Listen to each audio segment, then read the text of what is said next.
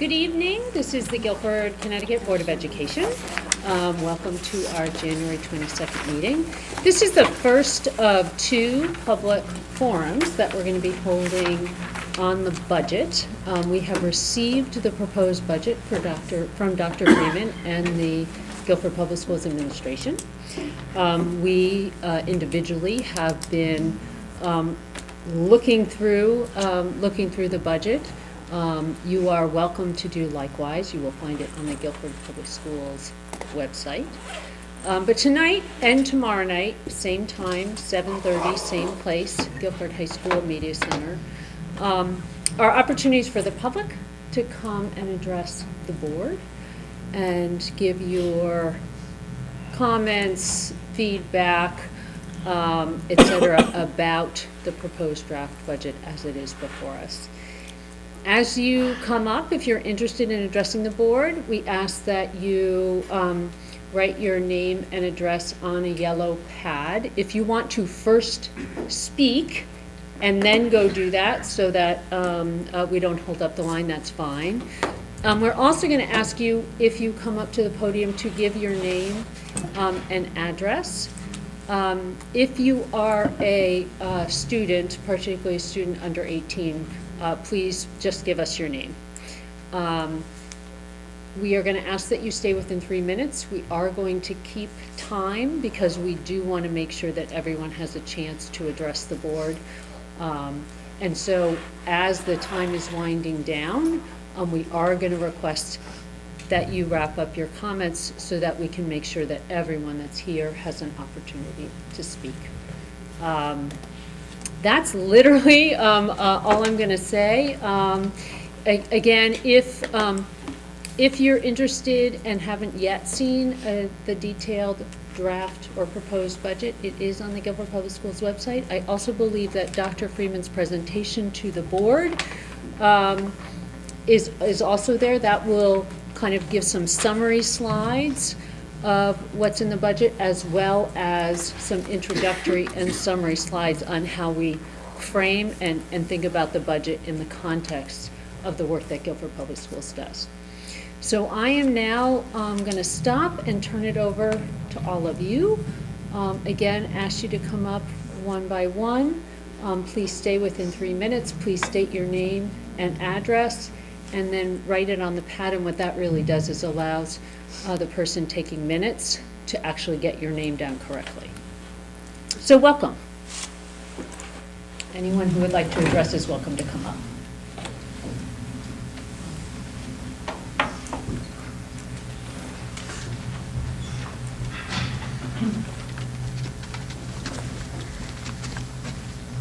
Good evening. My name is Addison Smith. I'm a captain of the Guilford High School crew team. I'm here tonight with captains, dedicated parents and athletes, and the Booster Club president. If you guys want to stand.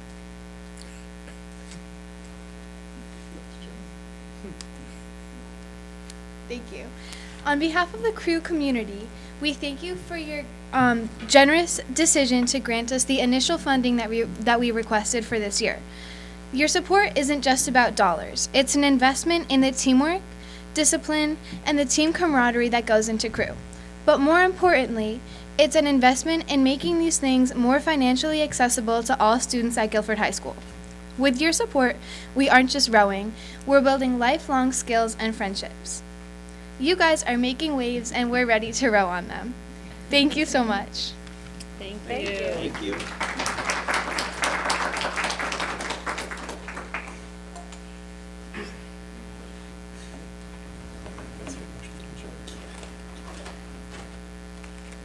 Is there anyone else who would like to address the board this evening? Good evening. My name is Jennifer Kil Kelly. I live at 1 Highland Street. As I shared at the October 18th meeting for input on the 24-25 budget, I am here to reiterate the importance of strengthening the SRBI process, specifically for K-8 math and literacy universal screeners, as well as interventionists who can provide Tier 2 and 3 interventions. Hopefully you received my email with detailed information. Initially, I thought that the concerns I raised were new, but it turns out the same problems were already brought to light when Guilford Public Schools commissioned the Futures Education Team to review its special education program. The Clinical and Educational Services Analysis Report is linked on the Board of Ed's website for your reference. One of the primary findings on page 2 says, early intervening tiered interventions need to be strengthened to support all learners and to change the belief that the IEP is the only game in town. Another primary finding says greater student outcomes can be realized with an increased focus on RTI. The report goes on to say if you want parents to see special education as the last resort, not the first, that intervention is the first step versus the model of wait to fail with a subsequent referral to special education, an effective SRBI system is the way to do that. Pages 11 through 12 elaborate on the status of the SRBI system. Multiple interviewees described it as inconsistent and inefficient. Some even called it a mess. On page 18, one of the 4 final recommendations is to unify general and special education with common standards to support a more uniform SRBI process. The recommendations given were for a long-range plan. It's been over 10 years since this report came out, but the issues remain the same. With the current structure of staffing, the model for intervention is mostly delivered through a coaching model and put on the responsibility of the K-8 teachers who don't have the tools to provide Tier 2 and 3 interventions with fidelity. If you do not have progress monitoring data, students can't move through the tiers or be referred for special education. This results in parents feeling that their children's learning gaps are not being addressed in a systematic way, leading to parent referrals for special education. When an SRBI system is working, parents won't make referrals, your SPED department will feel less strain, and in the long run lead to decreased cost. I'd like to share one more consideration. Data provided by universal screeners allows coaches to have a solid understanding of class and grade level performance and engage in data-driven decision-making, which in turn allows for meaningful professional development. The proposed budget includes a math coach for every elementary school, and I can tell you that without data from universal screeners, it's a waste of money. It's like hiring a landscaper who doesn't own a lawnmower. I would encourage you to include a math universal screener, and if math coaches are hired, their job responsibilities should include providing Tier 2 and 3 interventions. Board members and families, if you have questions, do not reach out to teachers. This is a systemic issue. Reach out to the leaders, principals who can tell you the current status of SRBI at their schools, Jason Scanziano and the special education coordinators for the elementary and middle schools who oversee the SRBI process, Dr. Goss, and Dr. Freeman. Board members, thank you for your commitment to the Guilford Public Schools and for your consideration. Thank you. Thank you.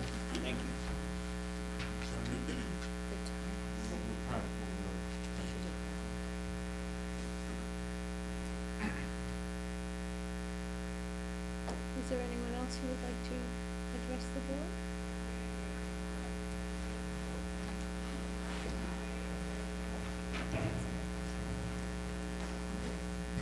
Good evening. My name is Victoria Reynolds. I live at 55 Denison Drive. I'm a parent of Sullivan, a kindergartner, and Quinn, a third grader at A.W. Cox. This past fall, my husband, along with some other parents, come before you and expressed their concern over the growing numbers in this kindergarten class. We stress the importance of a small class, allowing teachers the deserved instruction our students need. We had hopes that our voices would be heard, yet last week, when the proposed budget had been released, we felt ignored. On several occasions, Dr. Freeman states his dedication to small class size, keeping kindergarten classes below 20. Currently, the sections at Cox include 19, 19, and 20. And last week, my student received a new student, in his classroom. So we know there's some kids moving in monthly. For whatever the reason, Cox seems to have the largest class sizes compared to other elementary schools in our town, not only in this grade, but also in others. Our district preaches fair and equitable education for all, but I feel that this is not happening, just looking at our numbers. Other kindergarten class sizes are no more than 16, 13 being the smallest at Galvin Lee. I'm standing here before you and asking on behalf of the families of this kindergarten class to reconsider putting our elementary education needs ahead of the proposed budget, which includes additional teachers at LEAT and a drama teacher at Adams. I hope you take this into consideration for next year's budget. Thank you. Thank you. Thank you.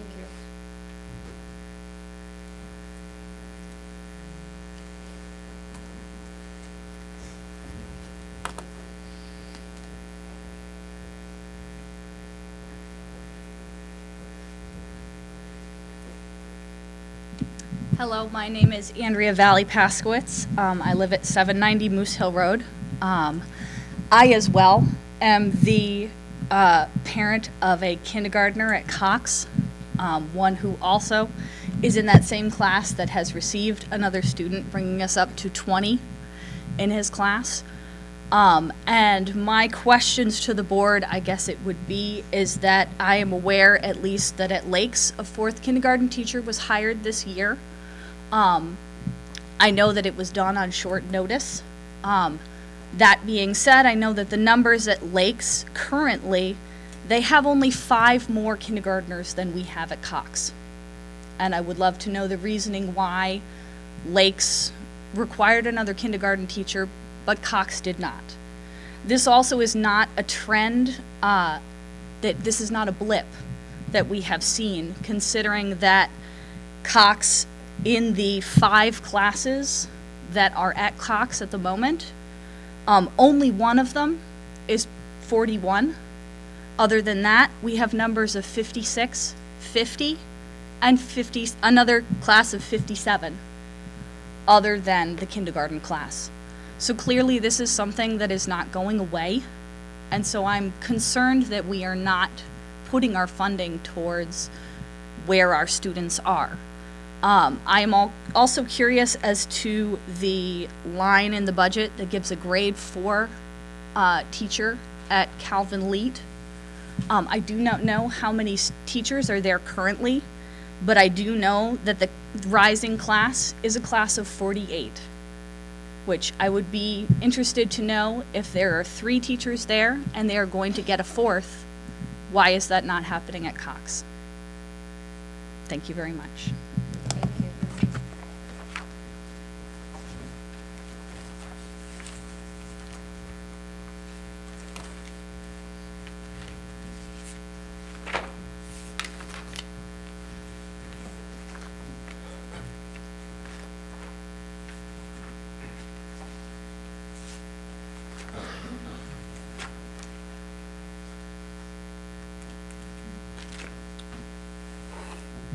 Good evening. My name is Nelson Wang. I live at 798 Lake Drive. And we want to thank you for your consideration already with the increase in funding for next year's hockey teams.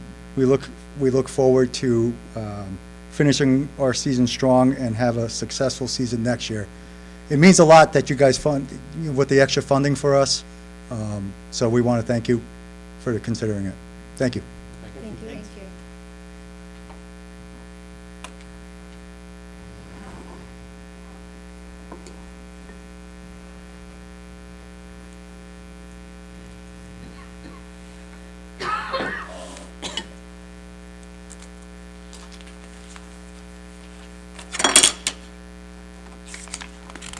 Good evening. My name's Kristen Nordon, and I live at 3 Farmview Drive. And similar to some of the speakers you heard before, I also have a kindergarten A.W. Cox. So I just wanted to share some remarks. I was unfortunately not able to attend, my husband and I, the meeting in the fall. But after reviewing the proposed budget, our family was once again disappointed and discouraged and really left confused. Like so many families here, we sold our homes in surrounding towns, attended countless open houses, and submitted numerous offers, and even added time onto our commute to move to a town that prides itself in education and doing what is right and best for our children, my children, along with so many here. Every family that I've met in Guilford shares our passion and commitment for their children's education and has faith in Dr. Freeman and the board, and your ability to provide a learning community that fosters adaptable learners, critical thinkers, global citizens, and empathetic individuals. I feel that with the current class size at Cox, the system that we put our faith and trust in is failing my son Finn and his current A.W. Cox classmates. Currently, A.W. Cox, as shared, has 2 classes of 19 students and 1 with 20, exceeding the 3 other elementary schools' class size. Even with an additional teacher, Cox's class size would most likely be 1 or 2 students over some of the classes at Calvin Lee, as referenced a class size of 13. Furthermore, Guilford Lakes added an additional kindergarten classroom teacher to reduce the class size and provide the best learning community for their students.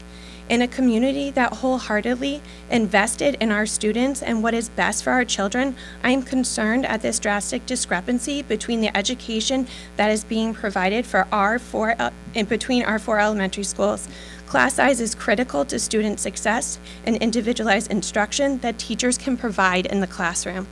Finn and his classmates deserve the same instruction that their peers are receiving in the other classrooms throughout our community by providing him with the same opportunity for formative assessment, feedback, conferencing, and responsive small group instruction.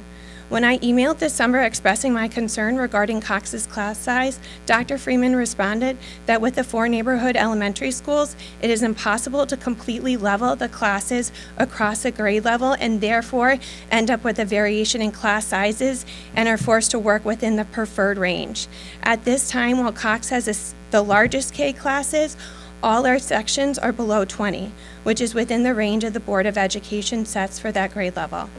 We have one classroom at 20 and are continuously growing. Why are the same Guilford students he attended preschool with provided learning environments where the ratio is almost 50% higher than Finn and his classmates?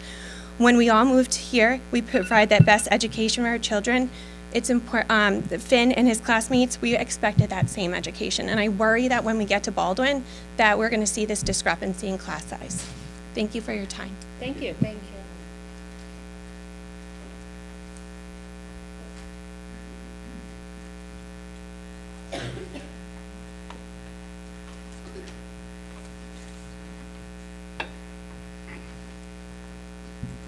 Hi. My name is Elizabeth Galvin of 20 Landon's Way. I'm a parent of Adeline, a current kindergartner at A.W. Cox. After reviewing the budget proposal for the next calendar year, I was also disappointed to see that an allocation was not made for a first grade teacher at Cox for the 2024 and 2025 budget.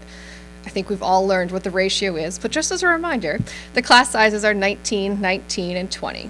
I don't think we can say that the children are receiving a fair and equitable education to their peers at the other schools within our community. We're all aware that the peer kindergarten classes within our own district have between 13 and 16 students in their respective classes. The level of the education cannot be expected to be the same with such a varying degree of teacher-to-student ratio. I spoke at 2 of the recent Board of Ed meetings, and I've written emails to all of you, and it seems like the message has either not been prioritized or is not being heard.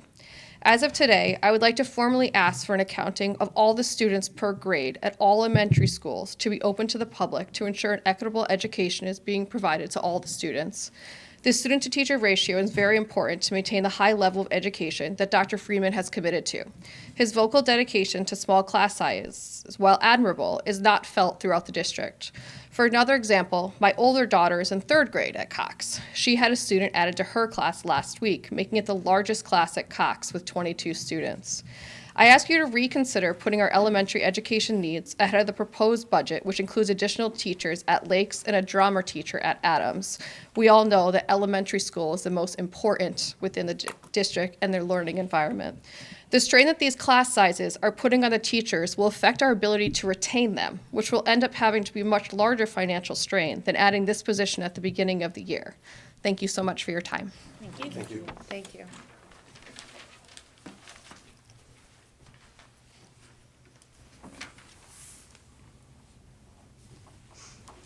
Is there anyone else who would like to address the board tonight?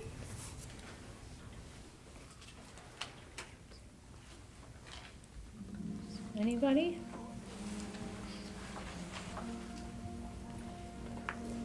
All right. Oh.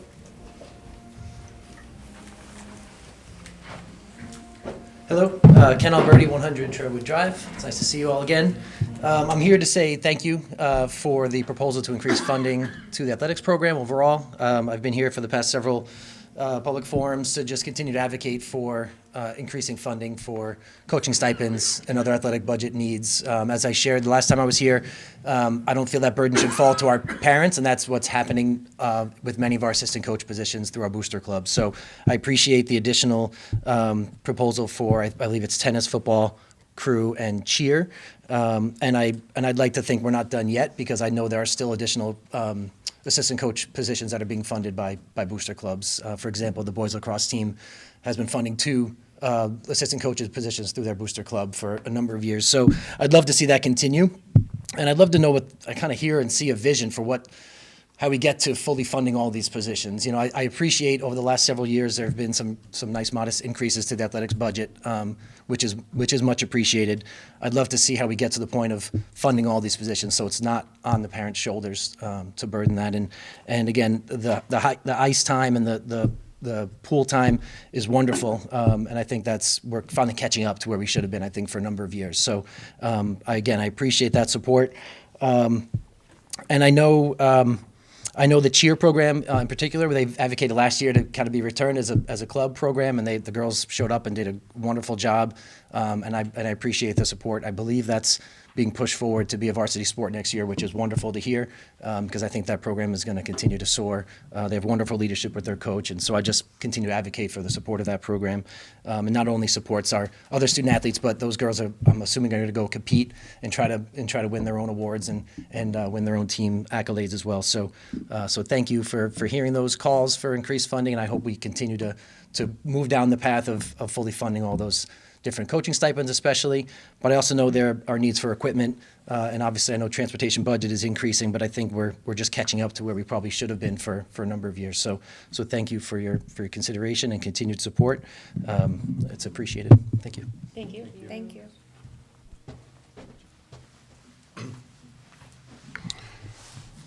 Hi, my name's Adam Cologne, Tulip Tree Drive, 96 Tulip Tree Drive.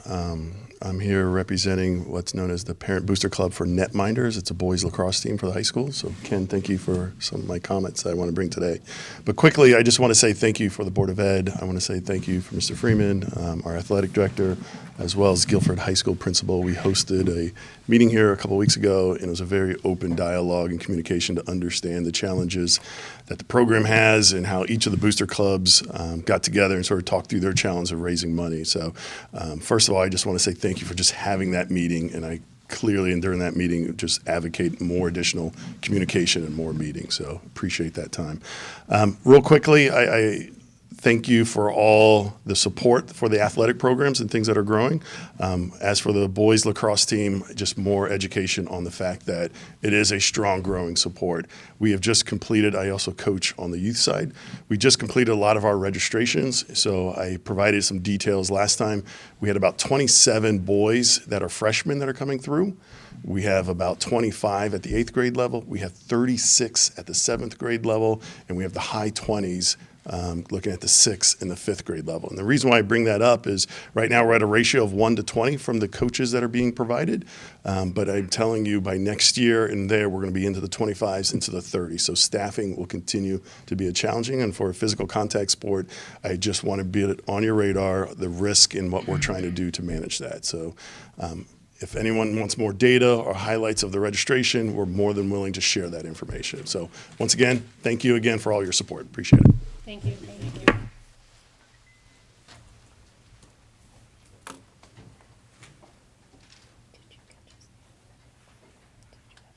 Anybody else want to address the board this evening?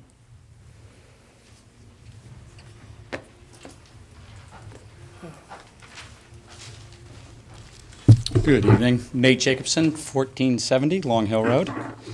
From someone that's been coming to these for a great number of years, largely myself around athletic issues, it's really welcoming to hear the SRBI perspective that I think is long overdue, as well as the class size issues. A lot of these conversations have been around kind of these niche type needs and not some of the core needs. So just want to mention that in the meeting and thank them for coming out.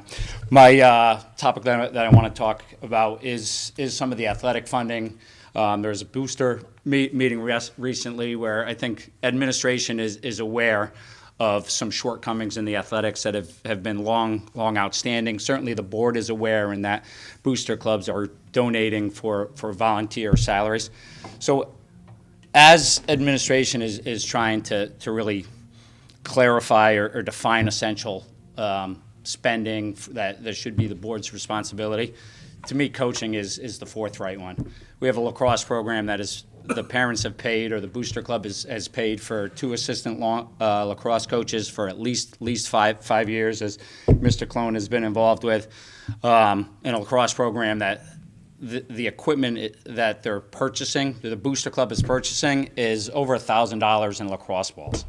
To me, that's essential spending for an athletic activity. So I'd ask you to consider that. Some non-essential things that I think I want to put the bug in the air for the future is there's one aspect of this whole beautiful high school campus and soon to be central office campus that has not been touched, and it is the weight room. I've talked to some people and talked to Art Fonicello, former football coach from the 80s. He gave me the information that at least 5 of the pieces of equipment are there were hand done by people's fathers that were welders. They were professionals, but it's ultimately not a professional piece of equipment. There's platforms in there that are posing safety risks. So just that the tennis courts have now been redone. This superintendent's complex or central office complex is going to be touched. Possible capital spending to address some safety needs in that weight room, as well as in November, I guess it was late October, I mentioned if we can investigate ways to increase accessibility for female athletes in that weight room. Just the way it works out now is I'm guessing it's 95% used by male athletes. Thank you. So we just want to kind of put the bug in the air. I don't think that's essential spending for this budget, but if there's some type of planning process for future years, it seems like it would make sense to me. Thank you. Thank you. Thank you.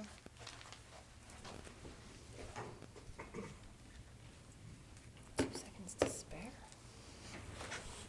Would anybody else like to address the board this evening?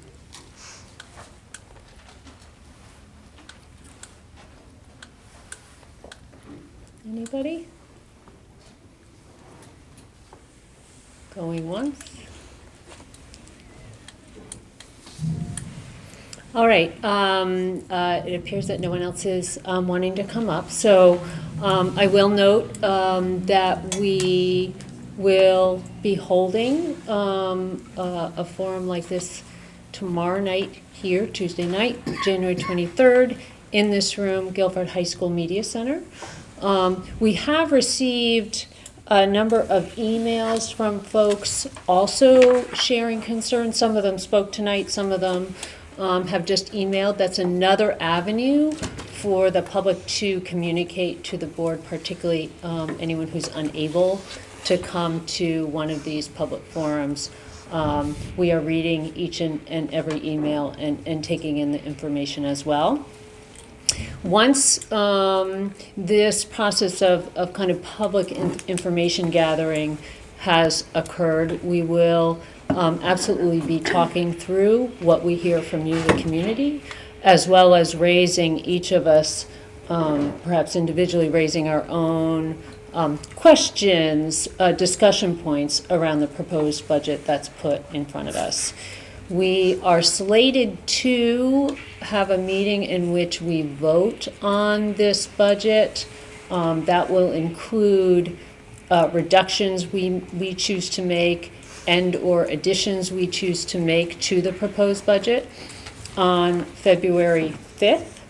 I expect that we will be likely scheduling a special meeting sometime next week because we often prefer to have additional discussion time. That will be a public meeting. It will not necessarily have a public forum component, but anyone is more than welcome to come and listen as we deliberate what we've heard from you and from each other. Do you have, Dr. Freeman, anything you want to add before I adjourn the meeting tonight? No, I appreciate the feedback, and I know that the board will deliberate on the topics that were raised tonight as well as those that get raised tomorrow night. Okay. Any of my colleagues have anything they want to say at this point? All right. So I really thank you all for coming, even those of you who didn't speak, just being here and being engaged. We welcome the company at our meetings, and again, encourage continued communication as we deliberate through this budget. So thank you so much, and I hope you all have a good rest of your evening. Motion to adjourn. So moved. Second. All in favor? Aye. Aye. All right. Thank you so much. Thank you.